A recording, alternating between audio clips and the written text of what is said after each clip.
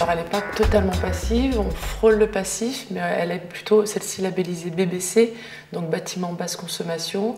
Donc sachant que pour une maison passive en consommation chauffage uniquement, on doit être à 15 kWh au mètre carré à l'année, et ici on est à 20 kWh. Donc voilà, on n'est pas loin, mais on ne peut pas prétendre pour ces raisons-là au label maison passive.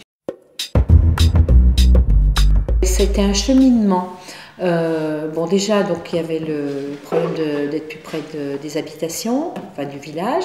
Et puis, disons que dans le contexte actuel, le cheminement, les économies d'énergie, dans la mesure où on avait un nouveau projet, mais disons que c'est comme ça qu'on est arrivé, on est sensibilisé au problème de l'environnement. Donc, on a dit, puisqu'on refait une nouvelle maison, pourquoi ne pas opter pour une maison basse consommation, une maison en bois. Vraiment, l'idée générale, c'est une enveloppe étanche à l'air, hyper isolée. Ensuite, le radiateur de ces maisons-là, c'est le vitrage.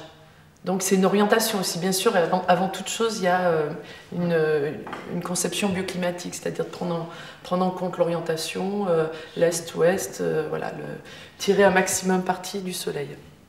Donc une fois qu'on a fait cette enveloppe étanche à l'air et surisolée, donc surisolée, ça veut dire au lieu d'avoir 10 cm à 12 cm qu'on met actuellement, ici on va être plutôt sur 30 dans les murs, 40 en toiture et 30 à 40 en plancher aussi.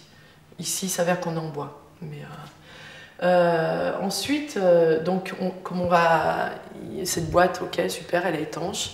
Donc il va falloir faire des ouvertures, intégrer des menuiseries. Donc on va mettre un maximum d'ouverture. Un maximum, il faut calculer. Il y a un pourcentage à ne pas dépasser quand même de vitrage par rapport à la surface. Donc de vitrage au sud. Donc pareil, ce vitrage, il va falloir que ce soit un vitrage performant, c'est-à-dire qu'on va partir sur du triple vitrage à rupture de pont thermique. 2 vitres au milieu, 3 vitres de l'autre côté, à rupture de pont thermique, c'est-à-dire que le dormant, donc la partie non ouvrante de la menuiserie, va être composé de liège, bois, liège, bois, liège, bois, ou si c'est en un aluminium, ça sera aluminium, mousse de polyuréthane. Donc voilà, c'est des menuiseries qui, au-deçà du triple vitrage, ont aussi un cadre plus performant qu'une menuiserie classique. Donc vu que c'est le radiateur, il faut aussi pouvoir le réguler. Donc il y a ici c'est le brise-soleil. Après il peut être combiné, donc il y a les rideaux intérieurs aussi qui vont jouer aussi cette protection, de manière à ce qu'en hiver, les rayons du soleil étant plus bas, ils vont vraiment entrer dans la maison.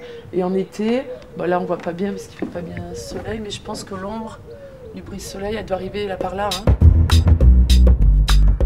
Donc étanche à l'air et mais perméable, alors là dans une maison en bois, perméable à la vapeur d'eau. C'est-à-dire qu'il faut que les murs soient capables de décharger l'humidité, donc ils doivent être ouverts à la diffusion. Donc on va faire en sorte que dans la composition des murs, chaque matériau qu'on utilise est un mu, ça s'appelle mu, le pouvoir de transmission d'humidité, supérieur en face intérieure et plus ouvert à l'extérieur, pour que s'il y a de l'humidité qui rentre dans le mur, elle s'évacue à l'extérieur.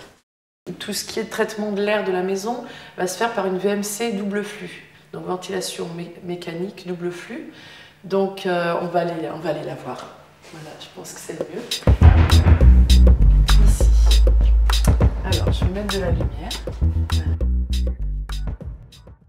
Donc, la VMC double flux, on a l'air neuf, donc qui est chargé des calories qui nous viennent du puits canadien à Saumur et de l'air vicié via l'échangeur thermique. Donc, l'air neuf, lui, va remonter, passer sous les gaines. Ici, il y a un caisson qui va dispatcher l'air dans le séjour. Donc ici où on a les bouches, ici on voit que les gales passent toutes dans ce caisson. Donc on a les bouches ici et distribuer aussi dans la chambre, au rez-de-chaussée et les chambres de l'étage. Les maisons qui sont construites en BBC mais qui font toute une installation de chaudière, de machin, où il y a tout ce qu'il faut pour les... Voilà, une vraie usine à gaz, mais qui derrière, le prix s'il chauffe, s'il consomme, je sais pas moi, vous êtes à 600 kilos, je veux dire, s'ils en consomment 10 fois plus, c'est pas pénalisant en termes d'énergie dans le calcul BBC parce qu'il n'y a pas le même coefficient appliqué au bois. Mais le prix du bois, des granulés de bois, on ne sait pas ce que ça va donner dans 10 ans. Donc c'est vrai que tant qu'à investir, autant investir à ce niveau-là. Et c'est pas pour rien que les Autrichiens, les Allemands et les Suisses ont pris ce label-là et ces 15 kWh comme valeur à atteindre. C'est parce que c'est vraiment le moment où le surcoût permet de se passer d'un vrai gros chauffage, d'une chaudière et d'une installation et la consommation d'énergie qui va avec, quoi.